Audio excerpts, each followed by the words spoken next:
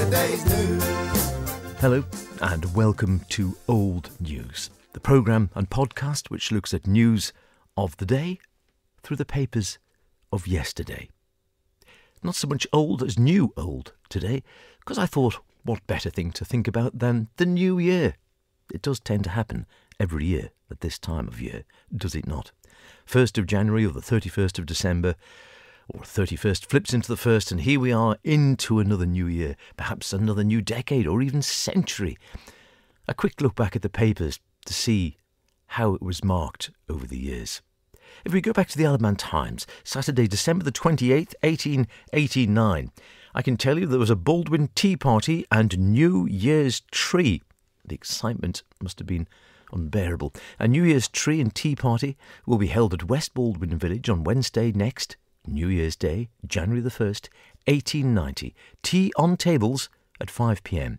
After tea, addresses will be given in the chapel by the following gentlemen: the Reverend T.C. Kelly, Mr. W.H. Corlett, Mr. W.J. Cool, and others. Admission to tea, 1 shilling. The New Year's tree, 1 shilling. The proceeds of the tree to defray the expenses of footpath from Baldwin West Chapel to East Baldwin Board School.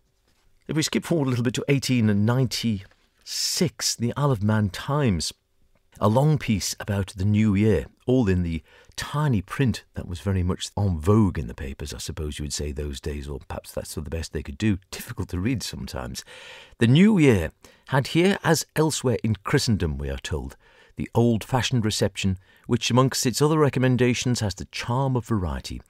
There were watch night services in most of the places of worship for those who wished to give due solemnity to their farewell to the departing and their welcome to the coming year. There were social fireside gatherings of those who wished to be part with the old and to meet the new year side by side with their nearest and dearest friends. While through the streets and to our doors came glee choirs and bands of music proclaiming with joyous melody the dawn of a new year. New Year's Day, as Thursday also, was kept as a general holiday, all the shops, with very few exceptions, being closed. Amongst the public places of amusement open on New Year's Day were the Grand Theatre, where there were both an afternoon and evening performance, and the Palace, at which there was the annual Dog and Poultry Show, which as usual attracted a considerable crowd of visitors.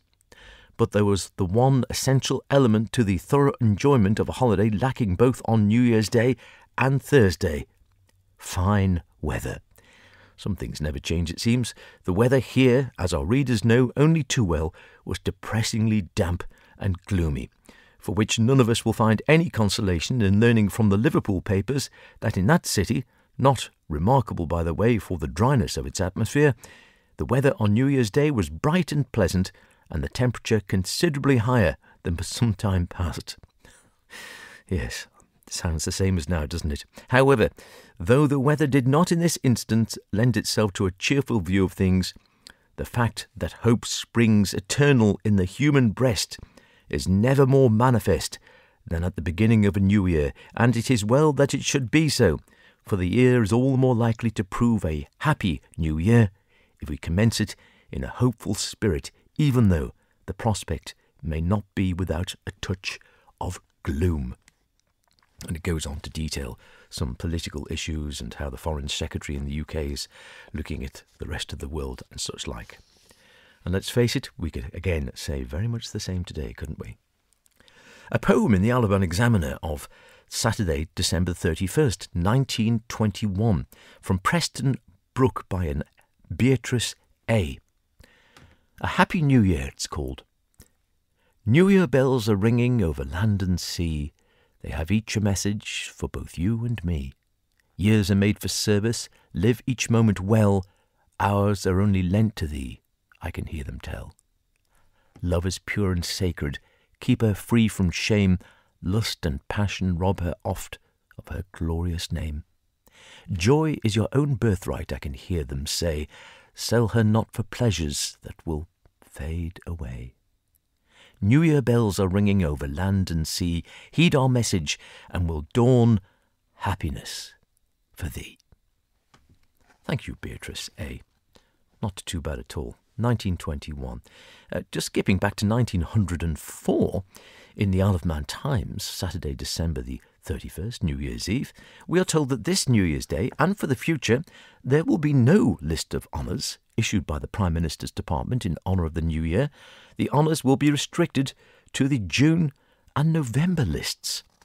Well, I don't think that's still the case, is it, anymore? I'm not quite too sure what the reason for that was.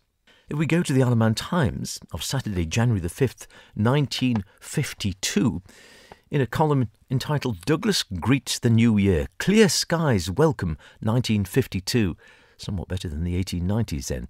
In the traditional way, at the stroke of midnight rang forth from the clocks on New Year's Eve, Douglas welcomed 1952. Church bells led the greeting, chiming out their welcome, and they were soon joined by the ships in the harbour, whose crews sounded the foghorns and sirens in salute to the New Year. Don't think that goes on anymore, does it? As New Year's Eve wore on and the span of the old year became a few short hours, snow fell, mantling the hills with white and repeating the scene which welcomed 1951.